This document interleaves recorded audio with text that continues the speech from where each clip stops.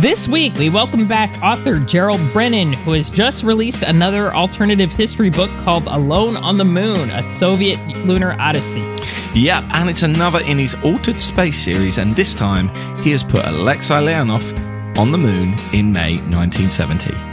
Do you have a favorite fictional space book? Let us know on our social media pages at Space and Things 1 on Twitter and at Space and Things Podcast on Instagram and Facebook, or via the contact form on our website. And please hit the share button if you enjoy what we talk about. But right now, enjoy episode 99 of the Space and Things podcast. Oh my God! Unbelievable! Unbelievable, but is it great to touch? You're listening to Space and Things with Dave Giles and Emily Carney.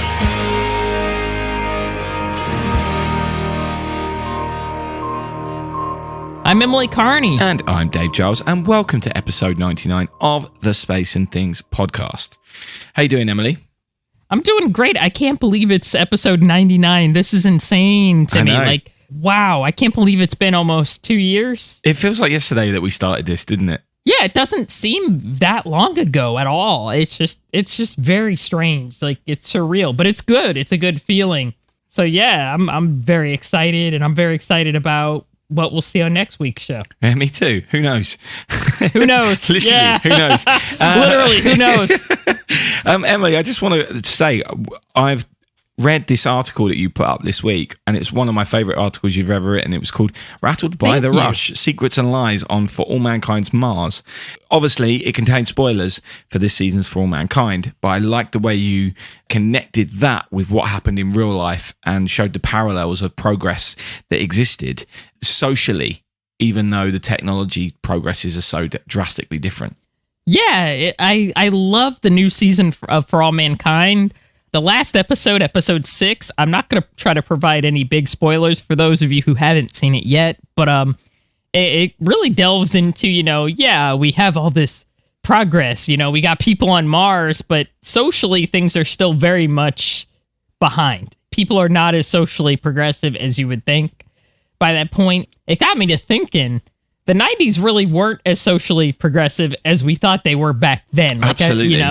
They really were not. There was a lot of sexism and homophobia back then, and there were a lot of things that just were not acceptable at all back then, and really things weren't moving forward as much as I think we believe they were. So I wanted to sort of write about it because I was like, I think it's genius that the show is acknowledging that, and they got a handle on that, because I think a lot of people either were born in the 1990s and they don't know that, or a lot of people lived it. We lived it, but maybe we didn't see that as clearly as we should have probably back then, because we were doing whatever, we were busy or something like that. So I thought that was just a genius touch by For All Mankind, that they're acknowledging that, the 1990s weren't so great after all. Yeah, it's one of those things, isn't it? We're getting to that generation that looks back and goes, oh, the good old days of the 90s when everything was all right. But was it? And it's good to question that, isn't it? It's good to just kind of have a think. Actually, was it as good as we all think it was? It's like when people look back at the 60s. Yeah, absolutely. People are like, the 60s, man, things were so great. Music was awesome. And music was awesome. But there were a lot of things that kind of sucked back then. There was not a lot of civil rights back then. Absolutely. When we get caught up in nostalgia, you tend to forget about certain things, I think. Yeah, you can gloss over some of the not so nice stuff, can't you? You can just be living in that moment. Anyway, it's a great article, and I will put a link in the show notes to that, as always, to check them out. And so let's move on and introduce this week's guest. We had him on our podcast back on episode 54, and he's now released another book called Alone on the Moon, a Soviet Lunar Odyssey. So we thought it was a great time to have Jerry Brennan back on the show. Absolutely. And for those of you who didn't listen to episode 54, why not? Jerry has a bachelor's degree in European history from West Point and a master's in journalism from Columbia University. Previously to this book, he had released 4 as part of the Altered Space series. They're called Zero Phase, Apollo 13 on the Moon, Public Loneliness, Yuri Gagarin's Circumlunar Flight, Island of Clouds, the great 1972 Venus flyby, and Infinite Blues, a Cold War fever dream. So let's talk to Jerry. Okay, we're off to a good start. Play it cool. Welcome back, Jerry, and thank you for joining us again. Now, Alone on the Moon discusses actual plans for a Soviet moon landing. So tell us what your research was like for the book, and what kind of books did you read to prepare to write for this? This was a story I wanted to tell from basically as soon as I conceived of the Altered Space series. This was one of the ideas that I had as a what if. And I had actually read a book called Peter Nevsky and the True Story of the Russian Moon Landing by John Calvin Batchelor years ago. And it's funny because sometimes I think you need to write a book because it's the book you want to read, and the book you want to read doesn't exist. And, and that book was just very different than what I expected. It wasn't bad per se, but it was a picaresque novel, and it was very light on the details of the actual moon landing. And so I was kind of like, it's weird that nobody's written that book yet, at least not that I know of. I mean, maybe there is one that I haven't read yet. The biggest challenge for me was I wanted to write about Boris Volynov. His story was so intriguing to me, and I was a little timid writing about him because some of the other people in the series, there's been a lot of documentation of their lives, at least a lot of English language documentation. Certainly for, working on Island of Clouds, I could read Buzz Aldrin's pre-sobriety memoir and get in cranky buzzhead anytime I wanted to kind of get in that headspace.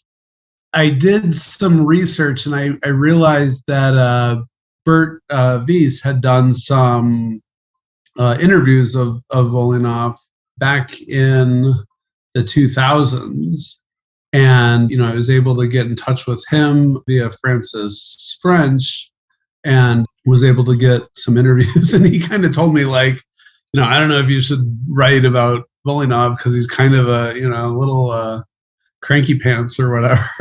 And like, to me, that was kind of like, oh yeah, this is a good reason to write about him. And just reading this interview transcript, you really realize what his career would have been like. To be a backup for one of the early Vostok flights and think you were going and then not go, like to be told like, hey, you're going to fly, and then have that yanked away from you, and just imagining what that would have been like, just spending years waiting for your shot, in a country where people didn't have a lot, and the people who did get to fly were at this like demigod status, And also I had a lot of trepidation, frankly, because he's half Jewish and I'm not Jewish. A friend of mine, an author I've published, this guy, Dmitry Samarov here in Chicago, he's actually born in the former Soviet Union to a family of Jewish descent. I was like, all right, well, at least this person has firsthand experience of, the Soviet Jewish experience. And I said, what novel should I read to really understand the 20th century Soviet Jewish experience? And he only recommended one book, Life and Fate by Vasily Grossman. Just riveting, like a 20th War and Peace, written by a person who had firsthand experience of the Soviet Union. I mean, he was a war correspondent, basically.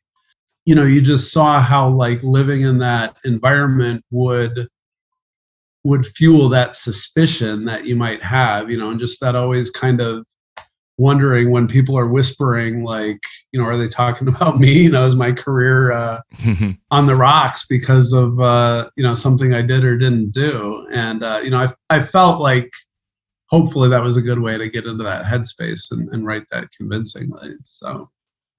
Obviously, Boris Volynov was a real person, and he's still alive, albeit very old.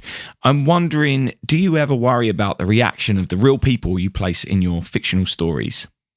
That's an excellent question. I probably panic less because this is somebody that's on another continent, and I'm probably, hopefully isn't going to show up at my door. But it's funny that you mentioned that, because years ago, I was sitting around in my office job, and I saw that Ron Howard was doing a Reddit AMA. I asked him, do you write differently when you're writing about living subjects versus deceased ones? Because there's obviously, portrayals like in Apollo 13, you could really, take him to task for his portrayal of Jack Swigert versus Fred Hayes or Jim Lovell.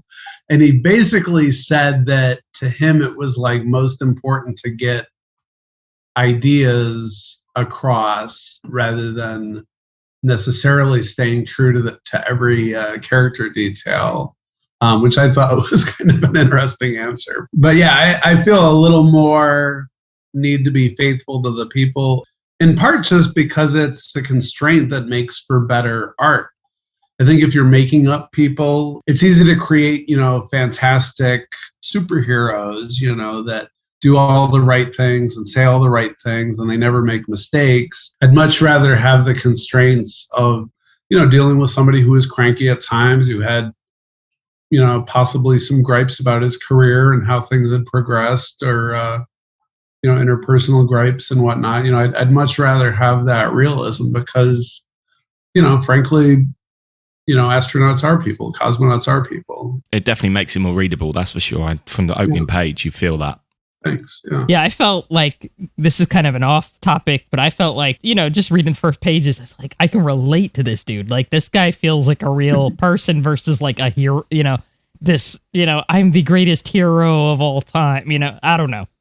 I loved it. Yeah. But to my question, a common theme in all of your work, not just Alone on the Moon, is humans versus technology and humans versus, natural phenomenon, like things they really, things they can control versus things they can't control. And, it makes me wonder, do you think other alternative histories were inspired by you? Like For All Mankind, not saying they plagiarized from you, but they explore a lot of similar things. What do you think? Well, that is one of the natural conflicts, like man versus nature, human versus nature, human versus machine. It's pretty normal for people to organically gravitate to certain topics. Those are the questions we grapple with, like throughout our lives. Like how much of our story do we write ourselves, and how much of it is, these constraints that are imposed on us by, whatever you can call it God, you can call it the universe, what have you, and is that a benevolent force? Is that a malevolent force? Is that a neutral force? Is that just something you have to deal with? And I think that's something everybody has to come to terms with in one way or another. But I think some authors are doing it just as an ego gratification exercise. So they're trying to escape the constraints. They're trying to escape, the harsh realities of space flight and stuff. When I was working on Island of Clouds, I had gotten in touch with some people who had done some pretty heavy medical work for NASA. And one of them said, like, there's things about the human body in deep space that we still don't know that we would know from this mission. Like we still don't know what's going to happen, to a human body outside of the magnetosphere for a year. It's fun to pretend that everything's going to be hunky-dory, and I certainly want us to keep exploring space, but we have to step into it and do the research, which is one of the reasons I think I'm kind of disappointed that we haven't built a moon base by now. Like I think, to me, that's the next logical step for humans, is to live there and, see how well it works. And, we're at least 3 days from home. So if anything did go wrong, we'd be able to get back. But, like people are talking about putting 1 million people on Mars. And it's like, you're asking a lot of people to sign up for a very uncertain proposition. And let's take the intermediate steps first and make sure that that's something people would even want to do, Absolutely. So obviously in the songwriting world, you have a lot of people suing people for plagiarism when an idea is slightly similar. We've had some big court cases in this country about that. So we're not going to see you suing For All Mankind then. No. No. One of my friends actually recommended that I get in touch with them about writing some episodes. And, that's a great idea. Yes. I approve of that sentiment. Thank you. Obviously, that Yes. leads us on nicely to this question. What are your favorite alternate history books that can be space or non-space? Oh my gosh. I really enjoyed Harry Turtledove's Guns of the South. And I haven't read a lot of his other books, but it was a Civil War story in which, time travelers show up and give Robert E. Lee AK-47s before the Battle of the Wilderness. It sounds like really fantastic and absurd, but he did a really good job of like realistically portraying the personalities and realistically portraying their frustrations and stuff. It's kind of disturbing, but some people are writing this stuff just to fantasize a world of where the Confederacy wins or whatever. But he was really looking at some of the issues that they would have faced, and, so I thought that was fantastic. And also the book, The Man in the High Castle, Philip K. Dick, I thought was phenomenal. It just did things very artistically. It leaves you wanting more. So it sketches out just enough of the world to kind of leave you wanting more rather than leave you wanting less. You don't want to wade through this big impenetrable bog of text. Oh, and I should add Fatherland, the Robert Harris book, I thought was fantastic. I read that as a teenager, and I thought that was just a really chilling, great read.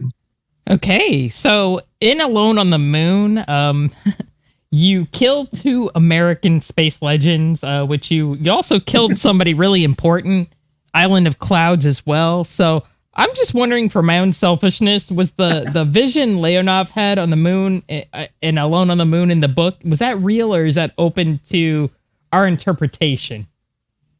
Almost everything he says is open to interpretation in this book. And I think, it's a book about not knowing, which I think we can relate to, not having flown in space, because I think we all do kind of wonder, is it really all it's cracked up to be? Is it really, what would I feel like standing on the moon, So I tried to write it so almost everything he says is kind of open to your interpretation. And I was at Pitchfork selling books this past weekend, and I had this event where I went to a concert for the National, and my friends met the lead singer backstage, and I was convinced with like every fiber of my being, like 99.99% certainty, that it had happened in February of 2012.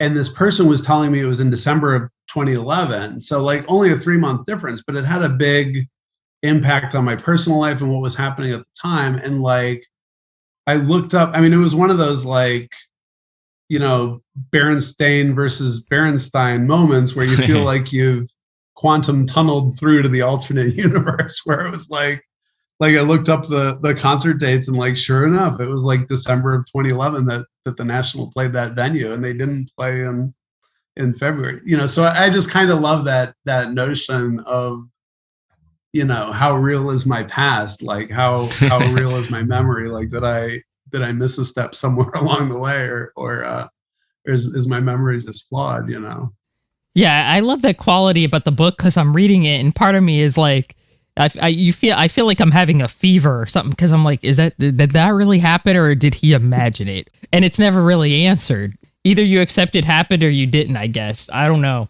So Are we going to see more? And please say yes. I have no current plans to write more. I do have ideas that maybe I'll just throw out there, because one of the things I would say that got me into the whole alternate history thing was my experience with space exploration in general was a great mix of, tragedy and triumph. Like I saw The Right Stuff in the theaters in '83. I was so blown away. I was following in the Weekly Reader when Krista McAuliffe was getting ready to launch. I was like so invested in that.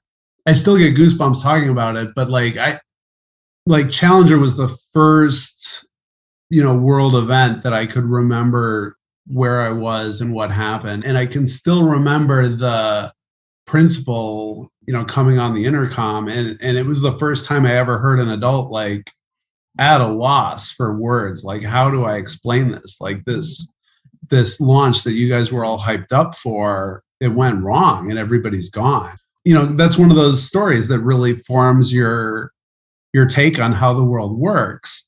But the funny thing was, we moved to Orlando in the summer of '87. So during the hiatus after Challenger, and I believe we saw the next launch, like STS-26. We would go outside from our classroom and see the launches. So so yeah, like my own personal story is this mix of like tragedy and triumph. So I think like there's part of me that does want to write an alternate Challenger where the mission succeeds, which I think would be possibly fun. I don't know if I'm ready to do it yet, but it might be something, or it might be something, somebody else can try. And I don't know. Yeah, there was one other one, but maybe I'm just remembering your idea, Emily, and hoping that. Yeah. I'm hoping I need to just get scooting on pretty much everything. So yeah, I'm behind on just about every damn thing right now. So yeah. I would love to write an alternative history. I just need to buckle down and actually do it. That's what I need to do. I eagerly await. One of the things that fascinated me with this book is the whole idea of just landing on the moon with one person and being there on your own, which I think you did a really good job of conveying. Was that one of the key drivers into wanting to do this? Because that's something we don't have. We don't have an account of what it's like being on the moon on your own. Like, that's crazy, isn't it? Yeah, no, definitely. When I started to read more about the N1 and the lunar craft and the mission profiles, like that was kind of a slow realization. And I had actually thought about, and I know somebody did a Gemini thing related to this, but I had actually thought about doing because there was a proposal to do a Gemini with a little rinky-dink lander. So I thought about doing, and I think some of the lines I ended up using were ones that had popped into my head when writing that. But yeah, that was definitely a big part of the appeal, was just, if there's two people, you can, you can't BS it all, because the other guy's going to call you out on it unless you're a really tight crew with a good sense of humor. You got to kind of, stick to what actually happened. But if it's just you can say what you want. And did you draw upon any of the accounts of the command module pilots that were alone around the moon, although they didn't go on the moon? Did you draw on any of that? Because they're the only people that have been alone, so to speak, that far away from home. Oh, definitely. Yeah. I reread Michael Collins, and he's, I'm not to toot my horn too much. He's a fellow West Pointer, and I got to meet him at Space Fest in 2016, and he was just such a fantastic guy. I had read his book before that, but I definitely made it a point to read it again as part of this. His descriptions are just so lyrical and so economical, and he just, conveys those feelings so well that I wanted to treat myself by giving myself another read of that book. Where can people find this book, Jerry? Where is a good place for people to go looking if they haven't read it yet? Well, my publishing company, Tortoise Books, has a site, and it's listed prominently on the site if you wanna sign copies. So look at tortoisebooks.com. And there's a where to buy page, or Amazon, or your local indie bookstore may have it, but you may have to order it. Or yeah, there's plenty of options. Are there any audio versions of your books? Not mine yet. Audio versions are a little difficult to produce, but the publishing company I run, Tortoise Books, we had one book that had an Audible deal, and one book that was done through another audio thing. But yeah, mine haven't been on audio yet. I would very much enjoy that. They're great stories, and I'd like someone to read them to me. Yes. Jerry, thanks so much for joining us once again. Both the books of yours, which I've got, I haven't read the whole series. The two I've got, I wasn't able to put down once I started reading them. I think that's the ultimate praise you can give any book, right? Once you start, you can't stop. So yeah, please do another one. And obviously, I need to go and check out the other ones. But I know there's no reason for you to stop. Why would you stop?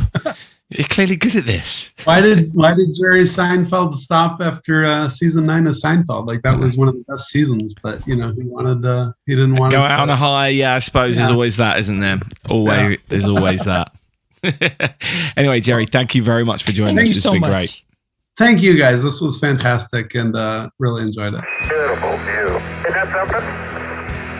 Magnificent sight out here. Magnificent desolation. All right. We did a little bit of a chat with Jerry after the interview, and I don't want to provide too many spoilers for his books here, but all I have to say is Jerry doesn't hold anything back when he writes. So I kindly asked him not to kill an astronaut I really like in his next book. So yeah, nobody is safe when Jerry's writing. Nobody's safe. Yeah, it's dangerous, man. Very dangerous. Absolutely. No. But seriously, he's one of those writers. I hope he does another one. I remember the first time I read Island of Clouds, and for those of you who haven't read it, it's not a small book, and I literally could not put it down. Like I had to stay up that night. Is that the Venus mission where it sends someone else to Venus, right? Yeah, it's the crewed Venus mission where they send sort of like a Skylab around Venus to do a flyby. I could not put it down. I mean, I had to finish it that night. His books are all like that. They don't always go the way you'd like them to, but that's part of the charm. Seriously, go get them. The two I've read are so well researched without being bogged down in it. Does that make sense? It's not pretentious. Exactly. Yes, exactly. It's still telling the story, but in a way it's all believable because the research was done so well, rather than throwing research in your face and make it inaccessible to people. I think that's what he does really well. I think Alone on the Moon is honestly my favorite thus far. There's a lot going on in the book, not just, in spaceflight, but just socially as well. And it really is amazing, and it's kind of a record of a bad time in the Soviet Union, Yeah. For me, it was very illuminating because as an American, I don't know much about that. Yeah, the way he writes the relationship between Boris and Alexei is amazing. It's so believable and really helps you understand those people better as well. That did for me anyway. I thought, I had to go and start looking things up because I was like, was he really like that? Is that actually a thing? And it brought out curiosities in me, which I hadn't previously explored, which was great. Yeah, exactly. That's another thing I liked about it was you really can believe it in the book that it's actually something happening. Yes. I've read some fiction books before and I'm like, this doesn't seem plausible that this might happen.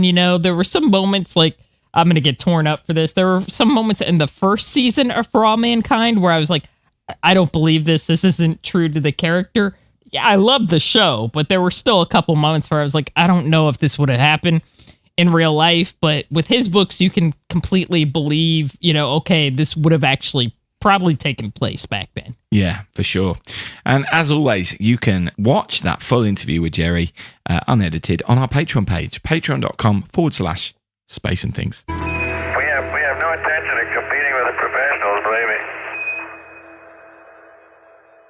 Right, since Emily and I last recorded, there have been just 3 launches. 2 from Kennedy Space Center and 1 from China. As always, you can find out the details of payloads and watch videos, if they're available, on our show notes, which you can find on spaceandthingspodcast.com. One of the Kennedy Space Center launches included the 25th SpaceX cargo mission to the International Space Station. A nice milestone for them this week. Yeah, I saw the first one. So that is nice. Yes! So that's crazy to me. I'm like, where is time going? Yeah. All right. It's been a while since we reported on anything to do with Russia in any detail, but there have been some big stories this last week. Shortly after the invasion of Ukraine, the European Space Agency suspended Russian participation in the ExoMars mission. After a meeting on July 12th, the ESA Council has announced that this suspension is now full cancellation of the partnership. We're recording this on July 19th, and a full media briefing is taking place on Wednesday, July 20th, in which ESA will provide insights on the way forward with other partners. So by the time this podcast is published, you might know more than we do right now. If there has been an update, then Dave will put something in the show notes. Yeah, I will do.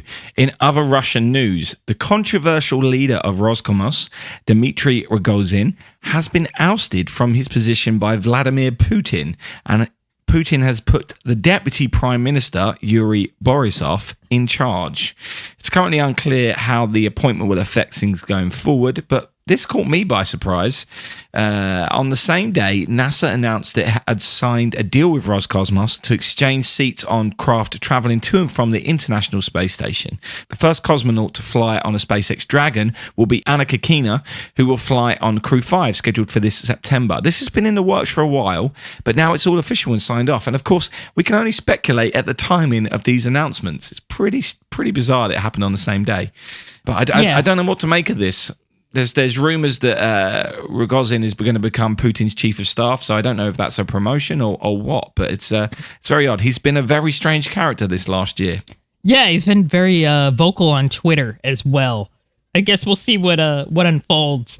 Meanwhile, after last week's historic photos were presented to the world by NASA from the James Webb Space Telescope, NASA has announced that damage from the space rocks has exceeded expectations, and they're currently unsure as to whether this will affect the life of the satellite. We've reported that the telescope had been struck by a meteoroid between 22nd and 24th of May, but the images have finally been released showing how much damage it has caused to one of the 18 hexagonal mirrors. While this impact hasn't had too great of an effect on Webb, the fact that it's already had damage worse than predicted is of course worrying. The telescope has enough fuel to last for 20 years. Let's hope it can be effective for its full lifespan. Yeah, absolutely. So Virgin Galactic has opened a new spaceship factory in Arizona capable of producing up to 6 spaceships per year. They're expecting the factory to become fully operational in 2023, as the company is aiming to try and launch up to 400 suborbital missions per year. The announcement comes just after a year since the company's first fully crewed flight, which included founder Richard Branson. I'm sure you remember that. They've not flown since then, as they've been performing upgrades on their current spacecraft Unity and carrier plane Eve.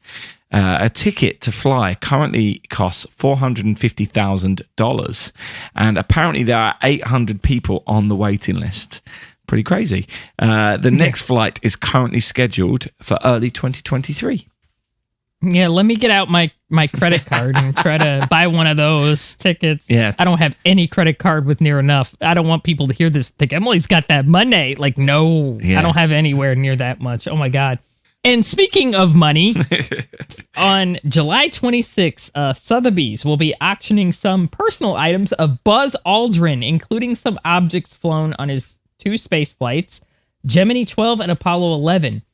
A law was passed in 2012 which confirmed that Apollo-era astronauts retained title of the space-flown equipment they kept as mementos. Among the items in the sale is the felt-tip pen, which Aldrin used to fix the broken circuit breaker switch, which meant the Eagle could take off from the moon. Paired together in a lot with the plastic nib of the broken circuit breaker, this is expected to sell for about $1 to $2 million. If you've been saving your pennies, that might be a neat purchase. So also up for grabs is the white jacket, which Aldrin wore during the Apollo 11 mission when he wasn't wearing his spacesuit. You probably saw it a lot during the Apollo 11 movie. So these are some iconic items, that's for sure. Yeah, absolutely. I've seen that pen. He donated it to the Turin Apollo 11 exhibit that went around the US. And that was on display when I saw the Apollo 11 command module back in 2019. So I'm pleased to say I've seen it, but who knows who are going to get these, whether they're going to go on display again, whether they'll end up in a museum. I've seen comments underneath these articles that said, that belongs in a museum, the Indiana Jones meme. Yeah. And I think that's fair, but at the end of the day, they are his to do what he wants with, and he's got to look out for his family going forward, I guess. Yeah. We'll see who gets them. Loads of great items up for grabs there, though. So if you can afford a flight on Virgin Galactic, then you can probably also check out the Sotheby's website. I couldn't even figure out how to sign up properly earlier. So maybe you need money to sign up. I did not even sign up. I just saw the price. I was like, nope, I'm good. I'll just look at them. Look at them. Roger, our guidance recommendation is pings, and you're cleared for takeoff. Roger, understand. We're number 1 on the runway. Roger. That's it for this week. Next week is our 100th show, which is crazy. We hope you've enjoyed the first 99.